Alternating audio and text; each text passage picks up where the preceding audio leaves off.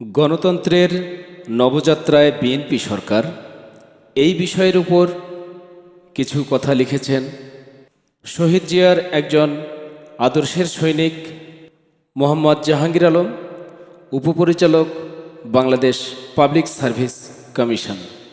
গণতন্ত্রের নবযাত্রায় বিএনপি সরকার শহীদ প্রেসিডেন্ট জিয়াউর রহমান ও আপসীন নেত্রীর সুযোগ্য সন্তান তারেক রহমান গণতন্ত্রের নবযাত্রায় ৩১ দফার ভিত্তিতে ধাপে ধাপে গণতন্ত্রের নবযাত্রায় বিএনপির নিরঙ্কুশ জয় পেয়ে আশার আলো নিয়ে জনগণের মাঝে প্রতিটি ঘরে ঘরে আলোর প্রদীপ শিখা আলোকিত করে যাচ্ছে বিএনপি সরকার।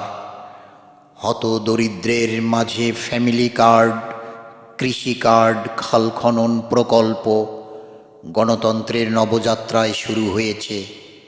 গণতন্ত্রের নবযাত্রায় চলমান রাখার জন্য আপামর জনগণ ও জনপরিসরে সাধারণ মানুষ তারেক রহমান এর হাতকে শক্তিশালী করতে হবে, সহযোগিতা করতে হবে বাংলাদেশের প্রতিটি চাকুরিজীবী, বুদ্ধিজীবী, ব্যবসায়িক বৃন্দ, সাংবাদিক ভাই, কৃষক, শ্রমিক, কামার কুমার, তাঁতি, জেলে, মৎস্যজীবী ও ছিন্নমূল পরিবার, অপরপক্ষে রাজপথের ভিখারি ভাই, সকলেই মিলে বিএনপি সরকার গণতন্ত্রের সরকার, জনসাধারণের সরকার, জীবন ধারণের সরকার।